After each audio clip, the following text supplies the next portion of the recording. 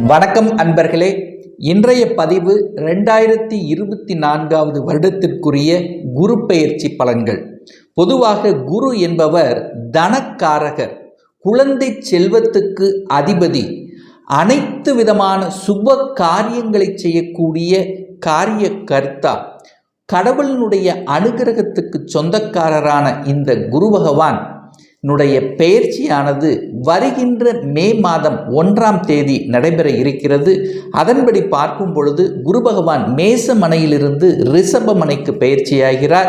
அந்த ரிஷப மனை என்பது கால சக்கரத்தினுடைய 2வது வீடு, அதாவது தனஸ்தானம், குடும்பஸ்தானம், வாக்குஸ்தானத்தில் அமர்ந்து கொண்டு தனம் சார்ந்த விஷயத்தில் ஏற்றத்தையும் குடும்பத்தை அமைத்து கொடுக்கக்கூடிய நிகழ்விலும் தன்னுடைய பேச்சு வாக்கு பழிதம் கொடுக்கக்கூடிய வகையில் இந்த குரு பெயர்ச்சியானது அமைய இருக்கிறது அப்படின்னு சொல்லலாம். அப்போ குரு பார்த்தால் கோடி நன்மை என்கின்ற விதத்தில் அந்த ரிஷப மனையில் இருக்கின்ற குரு பகவான் கன்னி மனையையும் விருச்சிக மனையும் மகர மனையையும் பார்த்து அந்த இடத்தை புனிதப்படுத்த போகிறார்.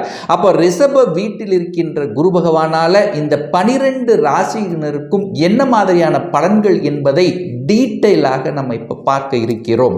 ரிஷபராசி அன்பர்களே, இந்த 2024 குரு பெயர்ச்சியால அதீத நன்மைகள் பெறக்கூடிய ஒரு ராசியன்னா இந்த ரிஷபராசினரை சொல்லணும். ஏன்னா உங்க ராசியிலேயே குரு பகவான் அமர இருக்கிறார். அதாவது கடவுளினுடைய அனுகிரகத்துக்கு சொந்தக்காரரான அந்த குரு பகவான் உங்க ராசி, உங்க தலை, உங்க உயிரிலேயே உட்கார்ந்திருக்கார். அப்போ கடந்த காலத்தில் எந்த பாக்கியத்துக்காக ஏங்கிக் கொண்டிருந்தீர்களோ, எந்த பாக்கியத்தை கிடைக்கணும் என்பதற்காக பிரார்த்தனை செய்து கொண்டிருந்தீர்களோ, அந்த பாக்கியங்கள் அனைத்தும் நிறைவேறக்கூடிய வகையில் இந்த குரு பெயர்ச்சியானது அமைய இருக்கிறது. அப்போ குரு உங்க ராசியில இருக்கும்போது முதல்ல உங்க மனதை சுத்தப்படுத்தும். இதுவரைக்கும் ஒரு மனக்குழப்பத்தில் இருந்தவர்கள், எதை செய்யணும் எதை செய்யாது என்கின்ற தெளிவாக இல்லாமல் ஒரு குழப்ப நிலையில் இருக்கின்ற இந்த ரிஷபராசி என்பவர்கள் அந்த குழப்பத்தில் இருந்து விடுதலை பெறுவீர்கள். மனம் உற்சாகப்படக்கூடிய தன்மையில் இருக்கிறது. எண்ணிய காரியங்கள் ஈடேறக்கூடிய வகை. அப்போ மனம் உடல் நன்றாக இருந்தாலே எதையும் செய்யலாம், எதையும் சாதிக்கலாம் என்கின்ற உத்வேகம் உங்களுக்கு கிடைக்கும் அல்லவா? அப்ப மனம் உற்சாகம் இருந்தாலும் எதையும் செய்யலாம், சாதிக்கலாம் என்கின்ற அந்த உத்வேகத்தை தரக்கூடிய வகையிலே அந்த கடவுளினுடைய அனுகிரகம் உங்களுடைய பரிபூர்ணமாக கிடைக்கக்கூடிய வகையில் கடவுளினுடைய அனுகிரகம், பெரியோர்களினுடைய ஆசீர்வாதங்கள், குருமார்களினுடைய தொடர்புகள், இது எல்லாமே கிடைக்கக்கூடிய வகையிலே இந்த குரு பெயர்ச்சியானது அமைய இருக்கிறது. அப்போ இந்த குரு என்பது தனக்காரகன் அல்லவா? அப்போ இதுவரைக்கும் விரயஸ்தானத்தில் இருந்து கொண்டு நிறைய விரயங்களை கொடுத்து கொண்டிருந்தது.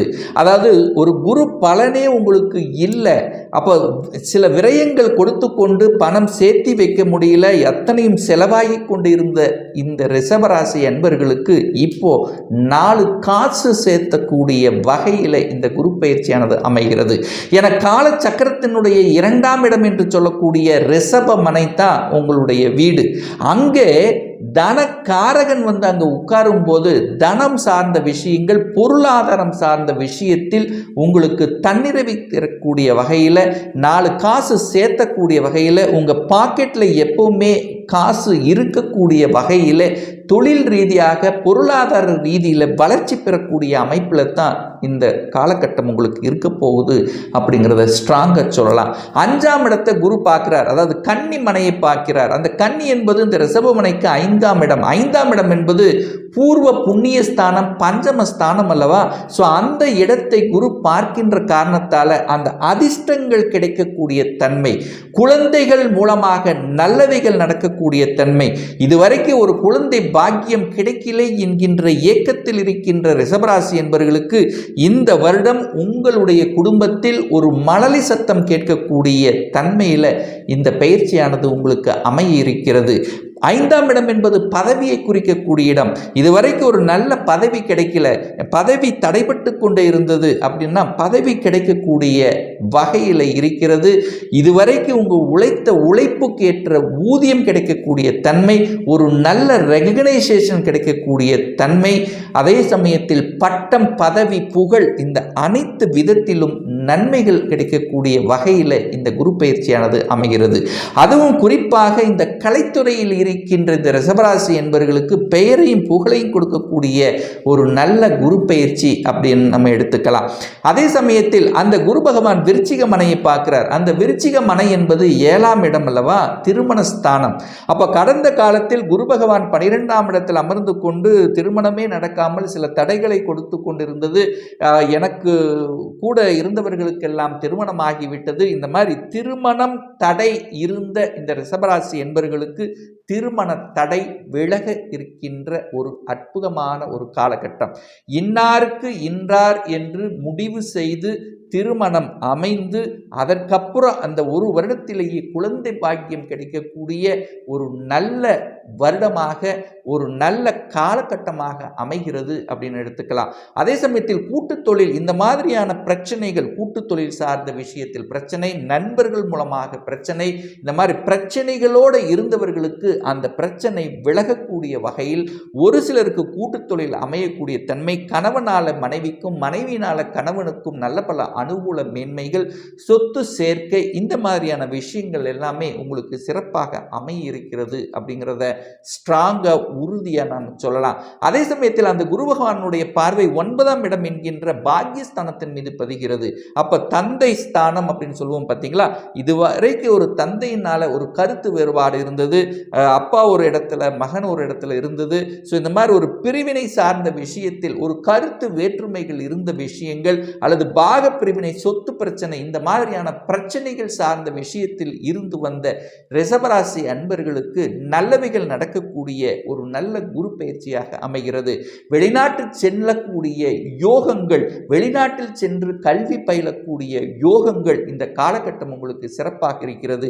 ரிசர்ச் சம்பந்தப்பட்ட துறையில் இருக்கின்ற இந்த ரிஷபராசி என்பவர்கள் அந்த ரிசர்ச் கம்ப்ளீட் பண்ணக்கூடிய தன்மைகள், புதிய கண்டுபிடிப்புகள் செய்யக்கூடிய தன்மைகள், கடவுளினுடைய அனுகிரகங்கள் சிறப்பாக இருக்கிறது. சொல்லிக் கொடுத்தல், போதனைகள் செய்வது, சட்டம், நீதித்துறை, இந்த மாதிரியான துறையில் இருக்கின்ற ரிஷபராசி என்பவர்களுக்கு அதீத வளர்ச்சியை கொடுக்கக்கூடிய ஒரு நல்ல காலகட்டமாக உங்களுக்கு அமைகிறது. அதுவும் சொல்லிக் கொடுத்தல், அதாவது தன்னுடைய பேச்சு அறிவை வைத்து செய்யக்கூடிய தொழில்களும் நல்லவைகள் நடக்கக்கூடிய கன்சல்டன்சி, இந்த மாதிரி மார்க்கெட்டிங் சம்பந்தப்பட்ட துறையில் வளர்ச்சியை கொடுக்கக்கூடிய ஒரு நல்ல வருடமாக திகழ்கிறது இந்த ரிஷபராசி என்பவர்களுக்கு. அப்போ சனி பகவானால் பாதிப்பை ஏற்படுத்துமானா அந்த சனி 10ஆம் இடத்திலிருந்து ஆட்சி பலத்தோடு வலிமையா இருக்கார். அப்போ சனியின் மூலமாகவும் நல்ல வகையில் நடக்கக்கூடிய தன்மைத்தும், ராகு பகவானும் பார்த்தீங்கன்னா 11ஆம் இடத்தில் அமர்ந்திருக்கு. அப்போ குரு பகவான் உங்க ராசியிலே அமர்ந்து கொண்டு, ராகு 11ஆம் இடத்தில் அமர்ந்து கொண்டு, சனி பகவானும் 10ஆம் இடத்தில் 9க்குரிய பாக்யாதிபதி என்று சொல்லக்கூடியவனும் 10க்குரியவனும் அங்கே வலிமையாக இருக்கக்கூடிய இந்த வருடத்தில் பார்க்கும்போது ரிஷபராசி அன்பர்களுக்கு தொழில் துறையில் முன்னேற்றங்களை தரக்கூடிய அமைப்பிலும், தொழிலை விரிவுபடுத்தக்கூடிய தன்மையும், தொழிலுக்கு ஒரு கடன் கிடைக்கும்னா அந்த கடன் கிடைக்கக்கூடிய தன்மையும், இதுவரைக்கும் ஒரு நல்ல லாபம் கிடைக்கலன்னா லாபம் கொடுக்கக்கூடிய வகையிலும் இந்த காலகட்டம் சிறப்பாக இருக்கிறது. இந்த ரிஷபராசி என்பவர்கள் வெளிநாட்டுக்கு செல்லக்கூடிய யோகம் இருக்கான்னு கேட்டீங்கன்னா நிச்சயமா வெளிநாட்டு யோகம் இருக்கிறது என 9ஆம் இடத்தையும் பார்க்கிறார். ராகு வெளிநாட்டு காரகன் என்று சொல்லக்கூடிய ராகு 11ஆம் இடத்தில் இருக்கிறதுனால வெளிநாட்டு முயற்சிகள் பலிதமாக கூடிய தன்மை இந்த காலகட்டம். வெளிநாட்டிலேயே இருப்பவர்களுக்கும் செட்டில் ஆகக்கூடிய தன்மை, ஒரு சிலர் அங்கேயே பிஆர் கிடைத்து அங்கேயே குடியுரிமை பெற்று வாழ்வதற்கான வாய்ப்புகள், சந்தர்ப்பங்கள் சிறப்பாக இருக்கிறது. ஒரு சில ரிஷபராசி என்பவர்களுக்கு பார்த்தீங்கன்னா அசையும் அசையா சொத்துக்கள் வாங்கக்கூடிய யோகங்கள், வீடு கட்டக்கூடிய யோகங்கள் இருக்கிறது. சுக்கிரனுடைய வீட்டில் குரு இருக்கின்ற காரணத்தால் ஒரு சிலருக்கு பார்த்தீங்கன்னா வீடு கட்டக்கூடிய யோகங்கள், கட்டின வீட்டை வாங்கக்கூடிய யோகங்கள், நிலம் வாங்கக்கூடிய யோகங்கள், இது எல்லாமே சிறப்பாக இருக்கிறது அப்படிங்கிறத ஸ்ட்ராங்காக உறுதியாக சொல்லலாம்.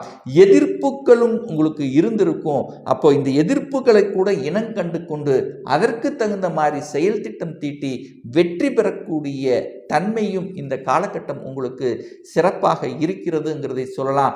தைரிய வீரியங்கள் பலப்படுத்தும், எண்ணியவைகள் நடக்கும், அரசின் மூலமாக அனுகூலங்கள் பெறக்கூடிய தன்மை. ஒரு சிலர் அரசாங்க வேலைக்குத்தான் செல்லணும் என்கின்ற உறுதி மனப்பாங்குடன் இருக்கின்ற ரிஷபராசி என்பவர்கள் அரசாங்க வேலை கிடைப்பதற்கான யோகங்கள் சிறப்பாக இருக்கிறது. இதே சமயத்தில் பார்த்தீங்கன்னா இந்த மாணாக்கர்கள் குறிப்பாக அதாவது +2 முடிச்சுட்டு தான் இந்த கோர்ஸ் தான் ஜாயின் பண்ணணும் அப்படிங்கிற அந்த கடந்த 2 வருடங்களாக அந்த மனதில் நினைத்து கொண்டு தான் ஒரு இன்ஜினியர் ஆகணும், ஒரு டாக்டர் ஆகணும், அல்லது ஒரு வக்கீல் படிக்கணும், ஒரு CA படிக்கணும், இந்த மாதிரியான மன எண்ண ஓட்டத்தில் இருக்கின்ற இந்த ரிஷபராசி என்பவர்கள் நீங்கள் எண்ணியவைகள் நடக்கக்கூடிய ஒரு நல்ல காலகட்டமாக இருக்கிறது. ஒரு சிலருக்கு உயர்கல்வி படிக்கக்கூடிய யோகங்கள், ஒரு சிலருக்கு வெளியில சென்று படிக்கக்கூடிய யோகங்கள், ஒரு சிலருக்கு மத்திய பணியில் சென்று பணியாற்றக்கூடிய, அதாவது தன்னுடைய சொந்த ஸ்டேட்டை விட்டு அதர் ஸ்டேட்ல சென்று பணிபுரியக்கூடிய வாய்ப்புகள் சிறப்பாக இருக்கிறதுன்னு சொல்லலாம். ஸோ இந்த குரு பெயர்ச்சியால ரிஷபராசி அன்பர்களுக்கு நல்லவைகள் நடக்கக்கூடிய, எண்ணிய காரியங்கள் ஜெயிக்கக்கூடிய, சாதிக்கக்கூடிய ஒரு நல்ல வருடமாகவே அமைய இருக்கிறது என்பதை உறுதியாக சொல்லலாம். இப்போ நான் சொன்னது கோச்சார ரீதியான ஒரு பொதுவான பலன்கள். உங்க ஜாதகத்தில் குரு பகவான் எப்பேற்பட்ட நிலையில் இருக்கார், அதாவது ஆட்சி பலத்துடன் இருக்காரா, இல்லை உச்ச பலத்துடன் இருக்காரா, இல்லை மூலத்திரிகோண பலன் அல்லது நீசமாக இருக்காரா, அல்லது திக்பலத்துடன் இருக்காரா அப்படிங்கிறத பாருங்க. அதே சமயத்தில் குரு பகவான் சுப கிரகங்களுடைய பார்வை பெற்றிருக்கா, அல்லது அசுப கிரகங்களுடன் இணைகிறார்களா, அல்லது பார்த்திருக்காரா, என்ன தசாபுத்தி, இதை பொறுத்தும் அதனுடைய பலன்கள் வேறுபடும். ஒரு துல்லிய பலன் வேணும் அப்படின்னா உங்க ஜாதகத்தில் கிரகங்கள் எப்படி இருக்கிறது, அதாவது 9 கிரகங்கள் எப்படி இருக்கு, என்ன மாதிரியான ஆதிபத்தியம், எத்தனை டிகிரியில் இருக்கார், இப்போ என்ன நடப்பு, தசா புத்தி அந்தரம் சூட்சமம், இவைகளை வைத்துக்கொண்டு நீங்கள் கேட்கக்கூடிய எந்த கேள்வியாக இருந்தாலும் சரி, இந்த வருடத்தில் சொந்த தொழில் செய்வதற்கான விதி கொடுப்பினை நம்முடைய ஜாதகத்தில் இருக்கா, அப்படி இருக்கக்கூடிய பட்சத்தில் எப்போ நம்ம சொந்த தொழிலை ஆரம்பிக்கலாம், இப்போ நான் +2 முடிச்சிட்டேன், என்ன படிக்கலாம், என்ன கோர்ஸ் எடுத்து படித்தால் நமக்கு நன்று, என்ன வேலை நமக்கு கிடைக்கும், எப்போ வேலை கிடைக்கும், எப்போ ப்ரமோஷன் கிடைக்கும், எப்போ நமக்கு திருமணம் நடக்கும், எப்போ நமக்கு குழந்தை பாக்கியம் அமையும், இது போன்ற கேள்விகளுக்கு துல்லிய பதிலை நம்மால் கூற முடியும். ஒரு பர்சனல் கன்சல்டேஷன் எடுத்துக்கணும், அதாவது உங்களுடைய ஜாதகம் பார்க்கணும் என்று விருப்பமுடைய அன்பர்கள் டிஸ்பிளே தெரியக்கூடிய நம்பருக்கு வாட்ஸ்அப் மூலியமாகவோ ஃபோன் கால் மூலமாகவோ தொடர்பு கொண்டு அப்பாயின்மெண்ட் பெற்றுக்கொண்டு கன்சல்டேஷன் எடுத்துக்கலாம்.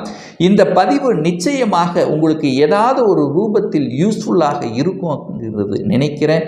அப்போது நிச்சயமாக அதாவது லைக் பண்ணுங்கள், கமெண்ட் பண்ணுங்கள், உங்கள் நண்பர்களுக்கும் உறவுகளுக்கும் ஷேர் செய்யுங்க. நம்ம சேனலை ஃபஸ்ட்டு டைம் நீங்கள் பார்ப்பவர்கள் என்றால் மறக்காமல் சப்ஸ்கிரைப் பண்ணிக்கிங்க. பக்கத்தில் இருக்கின்ற பெல் பட்டன் மற்றும் ஆல் நோட்டிஃபிகேஷனை கிளிக் பண்ணும்போது நான் போடக்கூடிய அடுத்தடுத்த பதிவுகள் உங்களுடைய நோட்டிஃபிகேஷனில் வந்து சேரும்.